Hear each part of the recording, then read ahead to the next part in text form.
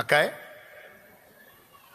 ఎన్ని కోటాలు పెట్టగలుగుతాను, ఎన్ని ప్రాంతాలు ప్రభావితం చేయగలుగుతా అక్కాయ్? చెప్పు అక్కాయ్. అన్నయ్య చెప్పు. చాలేమన్నా, నువ్వు మా ఊరికి వచ్చి వాక్యం చెప్తే బ్రహ్మాండంగా ఉంటుంది, బాగానే ఉంటుంది. నేను అంటాను స్ట్రైట్గా, నీకే ఆయన వస్తాడు, ఆయన వచ్చి కోటం పెడితే బాగుంటుందంటే సౌలు రాజు యుద్ధం చేస్తాడులే, మా అన్నయ్య వాళ్ళు ఉన్నారు నాకంటే సీనియర్లు, వాళ్ళు చేస్తారులే అని దావీదు గొర్రెలకు పోతే ఎట్టుంటుంది చెప్పనా? శుభ్రంగా గొర్రెలే కాసుకునేవాడు. స్తోత్రం. ఇశ్రాయేలుకు రాజు అయ్యేవాడు కాదు, దేవుని ప్రజలకు ఏలికయ్యేవాడు కాదు. ఎవడు పూనుకోపోతే నేనే పూనుకుంటానని రంగంలోకి దిగాడు కాబట్టి మొనగాడయ్యాడు. ఏంటి ఈరోజు నిన్ను స్ట్రైట్గా అడుగుతున్నాను. దేవుడిని నమ్ముకున్నావు, ప్రార్థన చేస్తున్నావు, భక్తి సాధన చేస్తున్నావు, సేవిస్తున్నావు, హ్యాపీ. తప్పకుండా దేవుడు సహాయం చేస్తాడు. నీకు అప్పులుంటే తీరుస్తాడు, ప్రతికూలతలుంటే తీసేస్తాడు, నీకు జబ్బుతో ఉంటే స్వస్థపరుస్తాడు, కేసులుంటే తీసేస్తాడు, కుటుంబాలు కలతలతో ఉంటే సమాధానం ఇస్తాడు. ఆయన ఖచ్చితంగా ఇస్తాడు. 100% గ్యారంటీకి చెబుతా, ఖచ్చితంగా ఇస్తాడు. ఎందుకంటే పొందుకున్న యేసయ్య దగ్గర అన్ని ప్రార్థన చేసి ప్రతిదీ, అన్ని ప్రతికూలతలు అన్నీ సమసిపోయి సమాధానకరమైన స్థితి వచ్చేటట్టు చేశాడు. ఆయన చేస్తాడు. నీకు కూడా. నా పాయింట్ ఏంటంటే, సామాన్యుడిలాగా ఉంటావా, సైనికుడిగా మారతావా? సామాన్యురాల్లాగా ఉంటావా, సైనికురాల్లాగా మారతావా? ఒకటే మాట, అదొక్కటి తెలుసు. ఈరోజు ముగిస్తా. జస్ట్ యూజ్ అండ్ త్రో అన్నట్టు ఉంటావా, లేకపోతే దేవుని యుద్ధం చేయటానికి ఒక దావీదులాగా నడుము కడతావా? శాలేమన్నే తిరుగుతాడు, ఆయనే కూటం పెడతాడులే, ఆయనే మనుషుల్ని మారుస్తాడులే, ఆయన్ని బాప్తిస్మాలు ఇస్తాడులే. మీలాగా కూర్చున్న బిడ్డల్లో కొంతమంది అలా అనుకోలా. నేను కూడా దేవుని సైనికుడిగా మారాలి.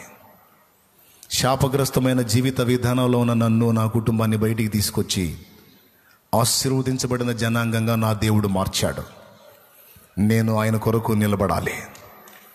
నా ఊపిరి పోయేలోపు కొన్ని జీవితాలనైనా క్రీస్తు కొరకు ప్రభావితం చేసి ఆయనకు అప్పగించి కన్ను మూయాలనే తీర్మానంతో ఇంచుమించు 100 మందికి పై చిలుకు దేవుని కొరకు బ్రతకడానికి ముందుకొచ్చారు.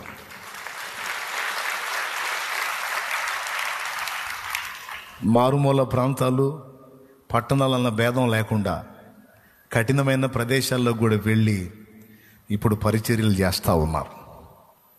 నేను చెప్తున్నా, అంత్యకాలపు సంఘం సిద్ధం అవ్వాలి అంటే విశ్వాసి ఒట్టి విశ్వాసులుగా కూర్చుంటే కాదు.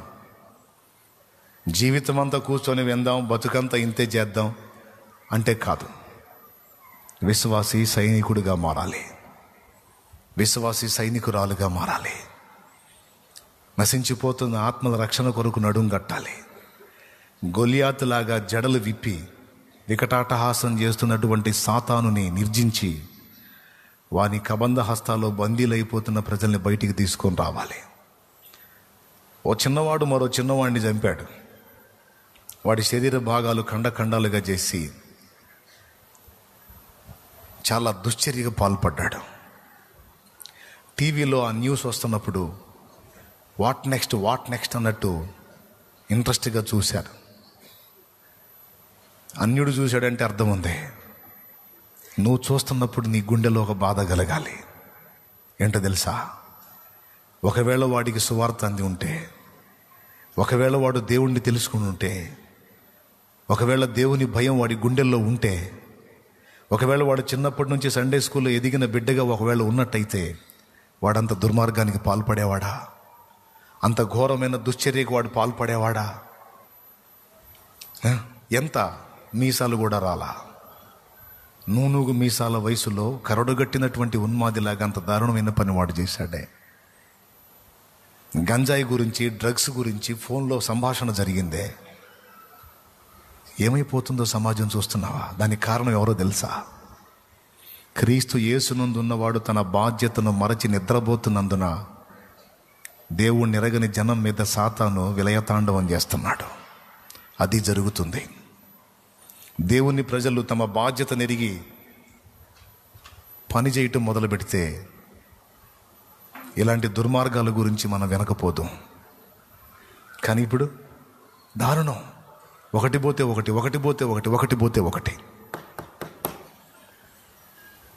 వాడిని తేడా అంటున్నాం, వీడిని తేడా అంటున్నాం, వాళ్ళలా వీళ్ళిలా అంటున్నాం. కానీ ఇందులో మనం మిస్ అయిన బాధ్యత ఉంది. చిన్నపిల్లల్ని చిన్నప్పటి నుంచి సండే స్కూల్కి అలవాటు చేయమంటే పెద్దోళ్ళు పట్టించుకోరు.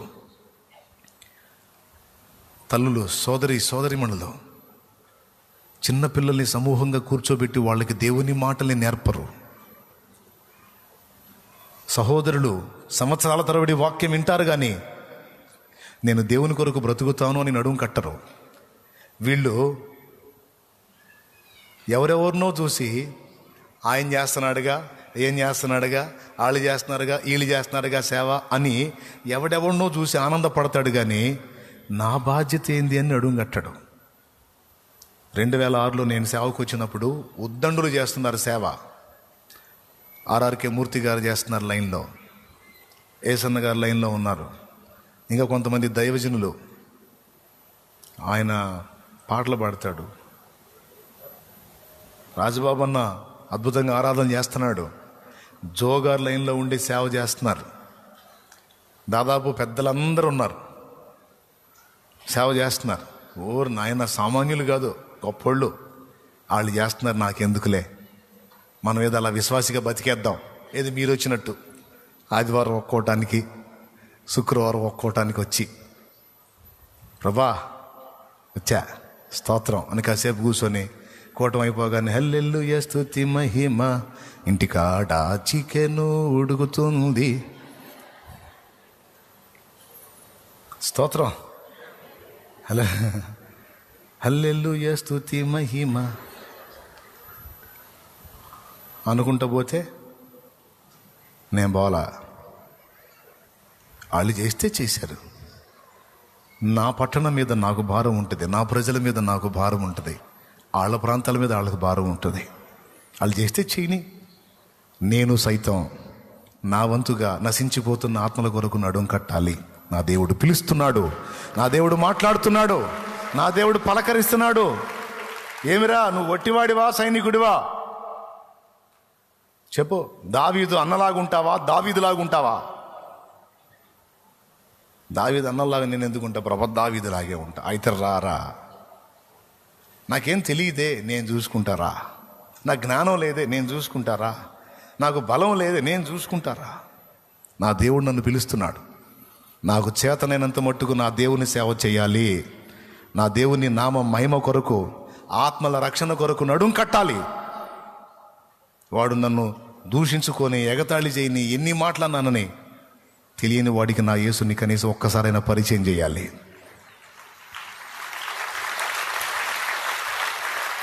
భారం నా గుండెల్లో ఏర్పడింది.